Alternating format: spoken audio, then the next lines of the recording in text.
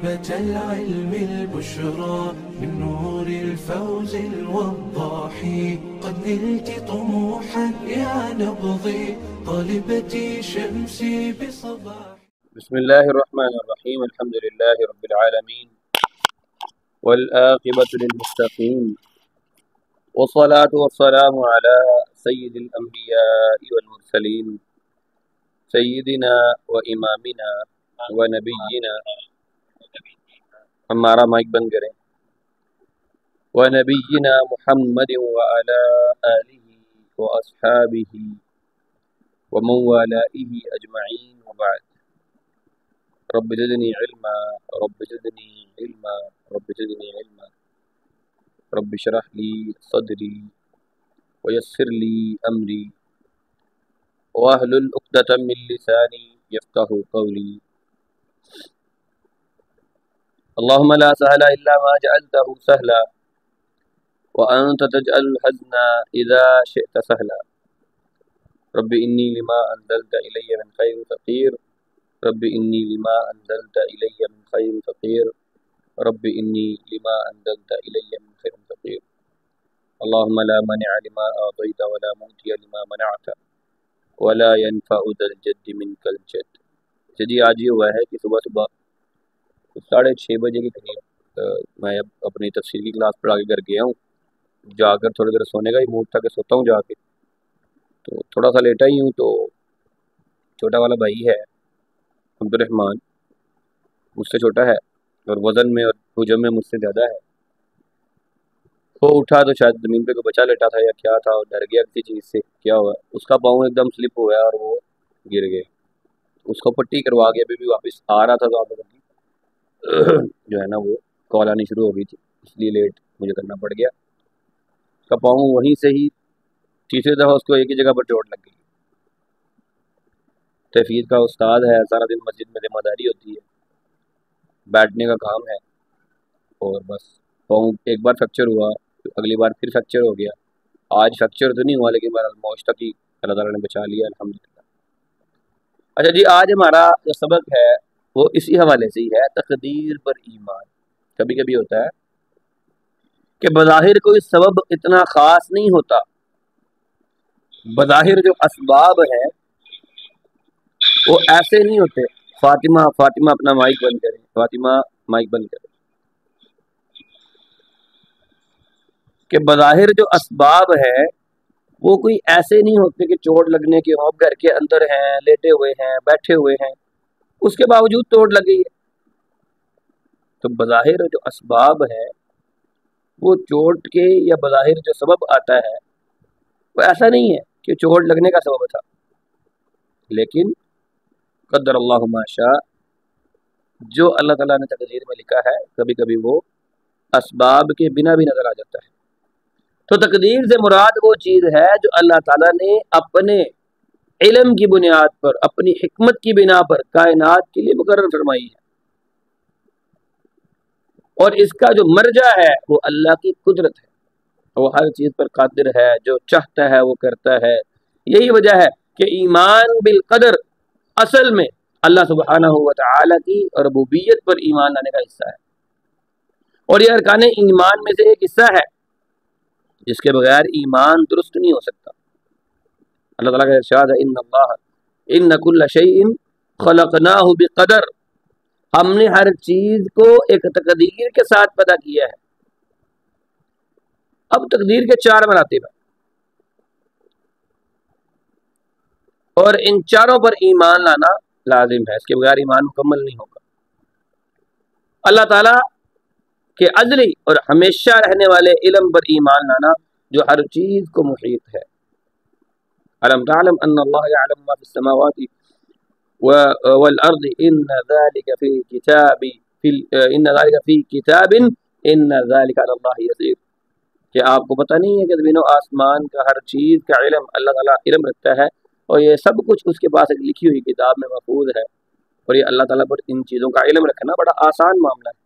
وعنده مفاتيح الغيب لا يعلمها إلا هو ويعلم ما في البر والبحر وما تسقط من ورقة إلا يعلمها ولا حبة في ظلمات الأرض ولا رطب ولا یابس الا فی کتاب مبین۔ سورۃ الانعام کی آیت نمبر 59 ہے کہ غیب کی چابیاں تو اسی کے پاس ہیں اور انہیں اس کے سوا کوئی نہیں جانتا۔ سمندر اور خشکی میں جو کچھ بھی ہے وہ اسے جانتا ہے، کوئی پتا تک نہیں گرتا جسے وہ جانتا نہ ہو، اور نہ ہی زمین کی تاریکیوں میں کوئی دانہ ہے جس سے وہ باخبر نہ ہو۔ وہ تر اور خشک جو کچھ بھی ہے سب کچھ اس کے پاس کتاب مبین میں یعنی لوح محفوظ میں موجود ہے۔ دوسری بات، اللہ تعالیٰ دوسرا مرتبہ کیا ہے تقدیر کا کہ اللہ تعالیٰ نے اپنے علم کی بنا پر تقدیریں لوح محفوظ میں لکھ دی ہیں، ان پر ایمان لانا۔ اچھا، تقدیر کوئی انسٹرکشن بک نہیں ہے کہ ہمارے لیے وہاں پر لکھ دیا کہ آپ ایسے کریں جا کے، نہیں۔ اللہ کو اپنے علم سے یہ پتا تھا کہ یہ مخلوق میری جا کر یہ والا کام کرے گی، اللہ نے پہلے لکھ دیا کہ اس نے یہ کرنا ہے، اس نے یہ کرنا ہے، اس نے یہ کرنا ہے۔ وما تكون في شأن وما تتلو منه من قرآن ولا تعلمون من عمل إلا كنا عليكم شهودا۔ کیا نبی تم جس حال میں بھی ہوتے ہو قرآن میں سے جو کچھ بھی سناتے ہو، اے لوگو جو بھی تم کرتے ہو ہم ہر وقت تمہارے پاس موجود ہوتے ہیں جب بھی تم مشغول ہوتے ہو۔ إذ تفيضون فيه وما يعذب عن ربك من مثقال ذرة في الأرض ولا في السماء ولا أصغر من ذلك ولا أكبر إلا في كتاب مبين۔ سورہ یونس کی آیت نمبر 61 ہے کہ جب بھی تم مشغول ہوتے ہو، زمین و آسمان کا کوئی ایک ذرہ برابر بھی ایسی چیز نہیں ہے جو کہ آپ کے رب سے چھپی رہ سکے، اور ذرہ سے بھی چھوٹی یا اس سے بھی کم تر چیز کوئی ایسی نہیں ہے جو اس کتاب میں یعنی لوح محفوظ میں محفوظ نہ ہو۔ سیدنا عبداللہ بن عمر بن عاص بیان کرتے ہیں کہ نبی کریم صلی اللہ علیہ وسلم نے فرمایا كتب اللہ مقادیر الخلائق قبل ان يخلق السماوات والارض ب50,000 سنہ۔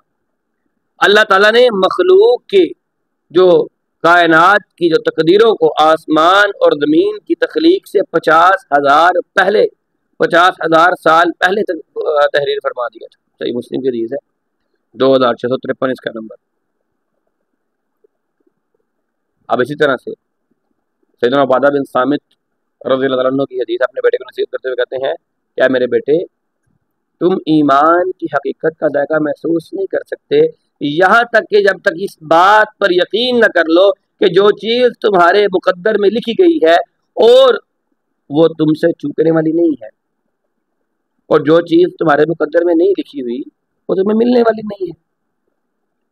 اس کے بعد انہوں نے اللہ کا فرمان سنایا، ان اول ما خلق اللہ القلم فقال له اكتب فقال ربي ماذا اكتب قال اكتب مقادیر كل شيء حتى تقوم الساعة۔ اللہ تعالیٰ نے سب سے پہلے قلم کو پیدا فرمایا، پھر اس سے کہا لکھو۔ قلم نے کہا میرے رب میں کیا لکھوں؟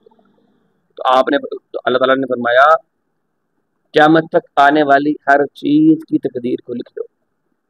اور اس کے بعد عبداللہ بن عمر بن عاص نے اپنے بیٹے کو کہا، میں نے اللہ کے رسول سے یہ ارشاد سنا ہے، من مات علی غیر ھذا فلیس منی، جس شخص کی موت اس عقیدے کے علاوہ کسی اور عقیدے پر آئی یعنی عقیدہ تقدیر پر اس کا ایمان نہ ہوا تو اس کا مجھ سے کوئی تعلق نہیں۔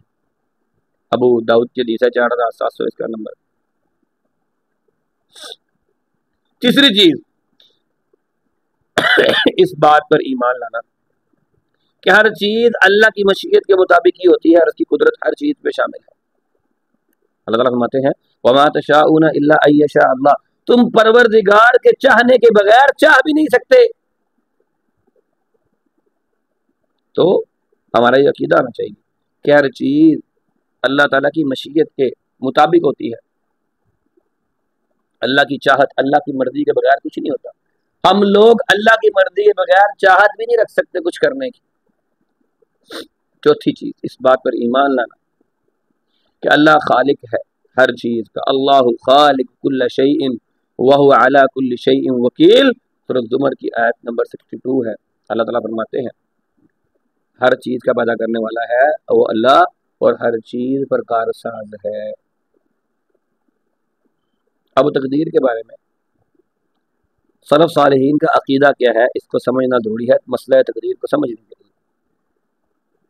تقدیر کے بارے میں سلف صالحین کا عقیدہ یہ ہے کہ اللہ تعالیٰ ہی ہر چیز کا خالق ہے، اللہ ہی مالک ہے، اس نے مخلوق کو پیدا کرنے سے پہلے ہی ان کی تقدیریں مقرر فرما دی تھیں، ان کی موت کے اوقات، ان کا رزق کتنا ہوگا، کہاں سے ملے گا، اور وہ کون کون سے عمل کریں گے، یہ بھی لکھ دیا تھا کہ وہ خوش نصیبی اور بدبختی میں سے کسی کو کس چیز کو اختیار کریں گے۔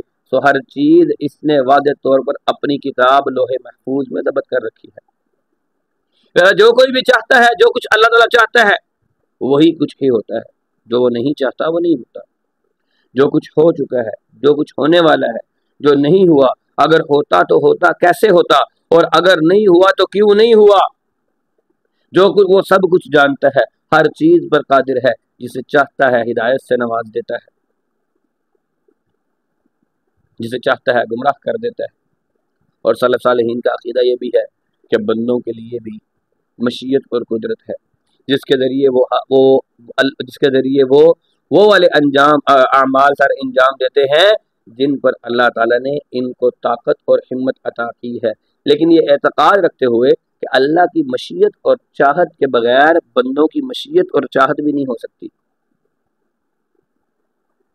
یعنی کوئی بھی نیکی ہم کرتے ہیں، مثال ہم یہ کلاس ہی لے رہے ہیں، کوشش ہم نے خود کی ہے، لیکن اس کو ہماری تقدیر میں رب العالمین نے لکھا ہے کہ فلاں وقت پر فلاں بندہ فلاں کلاس یا فلاں جگہ پڑھے گا۔ کیوں اللہ تعالیٰ کا ارشاد ہے وَالَّذِينَ جَاهَدُوا فِينَا لَنَهْدِيَنَّهُمْ سُبُلَنَا، جو ہمارے لیے ہماری راہ میں کوشش کرتا ہے ہم انہیں اپنی راہوں کی رہنمائی ضرور دیتے ہیں۔ تو یہ آپ اور میں جو کر رہے ہیں، دنیا میں رہتے ہوئے کام کر رہے ہیں، یہ کوشش ہے۔ کوئی انسان کوشش کرتا ہے برائی کی تو برائی کو پا لیتا ہے، کوئی انسان کوشش کرتا ہے اچھائی کی تو اچھائی کو پا لیتا ہے۔ اب چور یہ نہیں کہہ سکتا کہ جی میری تقدیر میں چوری کرنا لکھا ہوا ہے، کیونکہ چوری وہ خود کر رہا ہے۔ اللہ کو پہلے سے علم تھا کہ اس نے کوشش ہی چوری کے لیے کرنی ہے۔ بندوں کے افعال کا بات کریں گے تو سلف صالحین رحمہ اللہ کا یہ بھی عقیدہ ہے کہ اللہ ہی بندوں کا اور ان کے افعال کا خالق ہے۔ اللہ تعالیٰ کا ارشاد ہے وَاللَّهُ خَلَقَكُمْ وَمَا تَعْمَلُونَ، کہ تم جو کچھ بھی کرتے ہو اللہ تعالیٰ نے تمہیں بھی پیدا کیا ہے، تمہارے اعمال کو بھی پیدا کیا ہے۔ سورۃ صافات کی آیت نمبر 96 ہے۔ یعنی کوئی بھی کام اللہ کی مشیت عامہ کے بغیر نہیں ہوتا۔ ہاں، ان افعال کے کرنے والے حقیقت میں بندے ہی ہیں۔ اگر کسی نے کسی واجب کام کو چھوڑا یا حرام کا ارتکاب کیا تو وہ یہ نہیں کہہ سکتا کہ میری قسمت میں ہی لکھا ہوا تھا۔ بھئی آپ کے پاس سیڑھیاں بھی ہیں، آپ کے پاس چھت سے کودنے کا بھی طریقہ ہے نیچے آنے کے لیے، چھت سے کود کر بھی آپ اپنی ٹانگیں تڑوا سکتے ہیں، جبکہ سیڑھیوں سے آپ کو پتا ہے کہ میں یہاں سے اتروں گا تو ٹھیک ٹھاک اتر جاؤں گا۔ اس کے بعد باوجود آپ چھلانگ چھت سے مار کر یہ نہیں کہہ سکتے میری تقدیر میں یہ لکھا ہوا ہے اس لیے میں نے چھلانگ ماری۔ آپ کیسے اتریں گے اللہ کو پہلے سے پتا تھا، اور وہی چیز لکھی ہوئی ہے کہ یہ کیسے اترے گا، کیونکہ جب اس نے گناہ کیا تھا تو اس وقت اسے معلوم نہیں تھا کہ گناہ میری تقدیر میں لکھا ہوا ہے۔ تقدیر تو اللہ کا راز ہے جسے اس کے سوا کوئی بھی نہیں جانتا۔ اب اس نے گناہ کرنے کے لیے کوشش کی، گناہ کو اختیار کیا، اس لیے وہ تقدیر کو اپنے لیے حجت نہیں بنا سکتا کہ جناب میں نے گناہ اس لیے کیا ہے میری تقدیر میں لکھا ہوا ہے۔ نہیں، تم گناہ کرو گے اسی لیے تقدیر میں لکھا ہوا ہے۔ جیسا کہ نبی صلی اللہ علیہ وسلم اور موسیٰ علیہ السلام اور آدم علیہ السلام کے مابین ایک بحث ہوتی ہے، آدم اور موسیٰ کا آپس میں مباحثہ ہوا، حدیث ہے بخاری کی 6614 نمبر۔ موسیٰ علیہ السلام نے آدم سے کہا آپ وہی آدم ہیں جنہیں ان کی غلطی نے جنت سے نکال دیا تھا۔ آدم نے کہا علیہ السلام آپ وہی موسیٰ ہیں جنہیں اللہ نے اپنی رسالت اور اپنے کلام کے لیے منتخب فرمایا، اس کے باوجود بھی آپ مجھ کو ایک ایسے معاملے پر ملامت کر رہے ہیں جس سے میری تخلیق سے قبل ہی میری تقدیر میں لکھ دیا گیا تھا۔ چنانچہ آدم علیہ السلام موسیٰ علیہ السلام پر غالب آ گئے۔ بندوں کے افعال اور اعمال کے بارے میں 3 نظریات پائے جاتے ہیں۔ ایک نظریہ یہ ہے کہ بندوں کے افعال اور افعال جو ہیں، بندوں کے افعال بندوں کی مخلوق ہیں، یعنی وہ بندوں کی مرضی کے مطابق ہوتے ہیں، اور بندے ان کے خالق ہیں، ان میں اللہ کا کوئی دخل نہیں۔ یہ نظریہ فرقہ قدریہ والوں کا ہے جو تقدیر کا انکار کرتے ہیں۔ اس کے بالمقابل دوسرا ہے، کہتے جی انسان محض مجبور ہے، اس کی حیثیت ہوا کے دوش پر اڑتے ہوئے تنکوں کی ہے، ہوا جس طرف چاہے اس کو اڑا کر لے جائے، اور اللہ تعالیٰ نے ہر انسان کی تقدیر پہلے سے لکھ کر اسے محض مجبور بنایا ہے۔ یہ دونوں نظریات ہی باطل ہیں۔ علماء سلف رحمہم اللہ نے ان دونوں کے درمیان ایک موقف اپنایا کہ جو حق بات ہے وہ کیا ہے کہ انسان نہ تو مکمل طور پر خود مختار کل ہے اور نہ ہی پورے طور پر مجبور ہے۔ کچھ چیزیں ایسی ہیں جس میں انسان مجبور ہے، مثلا انسان کی موت ہے، زندگی ہے، اس کا رنگ کا گورا ہونا ہے، کالا ہونا ہے، اس کا قد چھوٹا ہونا ہے، بڑا ہونا ہے، اس کا خوبصورت ہونا ہے یا معذور ہونا ہے، یہ ایسی چیزیں ہیں جن میں اس کا کوئی بس نہیں چلتا۔ جیسے لڑکیاں کہہ سکتی ہیں کہ ہمارا بس چلتا ہے، ہم کریم لگا کے گوری ہو سکتی ہے، لیکن صرف چہرہ ہی گورا ہوگا نا، اعوذ باللہ، ویسے ہی اجراء تفنن کہا ہے۔ تو ان چیزوں میں اللہ رب العزت کے سامنے کسی انسان کا بس نہیں چلتا، لیکن اس کے ساتھ ساتھ اللہ نے اسے اختیار اور ارادہ بھی عطا کیا ہے، اسے متعدد صلاحیتوں سے نوازا ہے جس کی بنا پر وہ اچھے اور برے کی تمیز کر سکتا ہے، اور اسی اختیار اور صلاحیتوں کی بنیاد پر اللہ نے اسے مکلف بنایا ہے۔ اللہ تعالیٰ کا فرمان ہے وَهَدَيْنَاهُ النَّجْدَيْنِ، ہم نے اسے دونوں راستے دکھا دیے ہیں، چون اس نے خود کرنا ہے۔ خیر اور شر، ایمان اور کفر، سعادت مندی اور بدبختی، دونوں راستے ہم نے اسے دکھا دیے ہیں، معاملہ اس پر چھوڑ دیا ہے۔ ہاں اللہ تعالیٰ کو اس بات کا علم پہلے سے ہے کہ وہ راستہ اختیار کون سا کرے۔ اللہ نے انسٹرکشن نہیں دی کہ تم یہ راستہ اختیار کرو، اللہ کو پتہ ہے تم نے راستہ اختیار کون سا کرنا ہے۔ اگر کوئی انسان کوئی راہ اپناتا ہے تو اپنے اختیار سے اپناتا ہے۔ اللہ تعالیٰ کا فرمان بھی وہی ہے، لمن شاء منکم ان یستقیم، سورۃ تکویر کی آیت نمبر 28 ہے کہ نصیحت ہے اس شخص کے لیے جو تم میں سے سیدھی راہ پر چلنا چاہتا ہے۔ اس کے علاوہ اللہ تعالیٰ نے انبیاء مبعوث فرمائے، ان پر کتابیں نازل فرمائیں، ان کے ذریعے حق اور باطل کو واضح فرمایا، لہذا ان دلائل کی بنا پر انسان کو محض مجبور قرار دینا یہ درست نہیں۔ اللہ نے انسان کو ہدایت دی، اس کو دونوں راستے بتا دیے، اور ساتھ یہ بتا بھی دیا کہ جو بندہ بھی کوشش کرے گا وہ پا لے گا۔ اب کوشش انسان نے خود کرنی ہے۔ اب اگر انسان کوشش ہی نہ کرے اور پھر یہ سمجھے کہ جی میری تقدیر میں ایسے ہی لکھا ہوا ہے، تو یہ اس کی بات درست نہیں ہوگی، اس کی بات یہ پھر غلط ہو جائے گی۔ تو آج کے لیے اتنا ہی ہے، کلاسیں دونوں مختصر کریں گے کیونکہ روزہ ہے، آپ لوگوں کا بھی ہوگا، میرا بھی ہے، تو پھر گرمی کی وجہ سے تنگی ہو جائے گی۔ تو بندے پر تقدیر کے متعلق جو واجبات ہیں وہ انشاءاللہ ہم کل ذکر کریں گے، یعنی منڈے کو ذکر کریں گے انشاءاللہ العزیز، سوموار والے دن۔ اللہ تعالیٰ ہم سبھی کو سیکھنے کی، سمجھنے کی توفیق عطا فرمائے۔ سوال کسی کا ہو تو کر سکتا ہے۔ علم الشريعة غيث سح وابله، فافتر قلب الفتى غضا وريانا، لله در امرئ أفنى شبيبته، يتلو ويحفظ إسنادا وقرآنا۔